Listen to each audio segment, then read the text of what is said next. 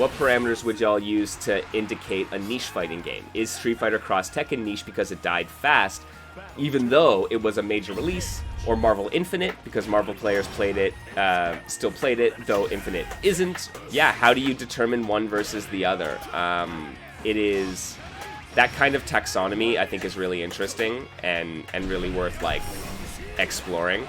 Now, this is coming from me as, I think, like, a player of a certain era. I think of main games, and, like, thinking back to, like, the 2009 Street Fighter 4 era, right? You'd have 5 main games, basically, right? An NRS game, usually a 3D game, or 2. Tekken, Soul Calibur, DOA. Right? A Street Fighter game, and then usually a Marvel game. And then all the rest were basically considered niche.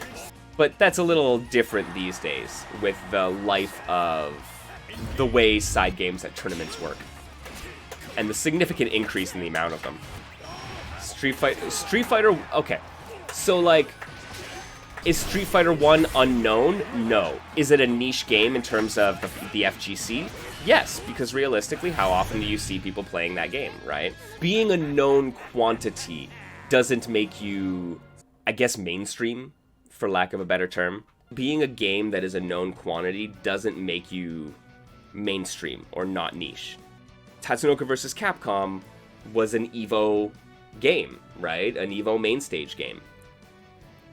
I'd still say it's niche, right? Like, when you look at, you vibe it out. For me, I vibe it out. Where I'm just like, if I look at a random cross-section of major, notable fighting game events, what do I see? Those are the main stage games. And realistically, almost everything else outside of that becomes niche. Unless you have a particularly fervent community. I wouldn't call Third Strike a niche fighter. Because it was a main game for the longest time. And it has managed to keep its community, at least in some significant form, going over the years. Whereas, like, at this point, I would say DOA is a niche fighter. And Soul Calibur is probably at risk of becoming one. Definitely the older titles. And I think that's the other thing, like looking at old titles, right? So like, whatever, VF3TB and Tekken 3. I would say those are niche fighters at this point, just because looking at the world of Tekken, while they're there, while they're still a part of the scene, they've fallen by the wayside, and that is not what you associate Tekken with. But you basically gotta vibe check it, man. Yeah, when you first came into the FGC, Third Strike was one of the games you saw lauded all the time. Absolutely. It holds a very special place in the canon of fighting games. And it's easy to mistake something being canonical as being mainstream, but I would still call it niche. Because once again, I would say that Street Fighter 1 is a canonical game. It's a member of the fighting game canon, right? But it's also a niche fighting game. Yeah, there's got to be a term for something between niche and mainstream. Thank you, Grav. You can see me struggling with this, right? Where I'm like, what is the actual term that I'm looking for here? Because mainstream doesn't cut it. I'm very pleased with niche as a catch-all term for the not mainstream, but like mainstream isn't a satisfactory term.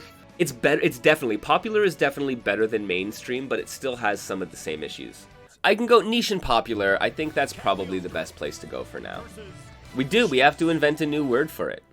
Alright, we should make it a loan word from another language. There's a lot of Japanese loan words in the fighting game community. What are some other languages that don't get enough representation? Do we need like a Filipino loan word for this? Sanskrit. Yo, XDTLA, going right for the golden ones, man. I love it. German would be good. Yo, we need to get Andrea in on this. I'm sure Andrea can hit us with the Italian and the German. I gotta think of some good French words. What's a good French word for popular? Oh, bzz, shock collar.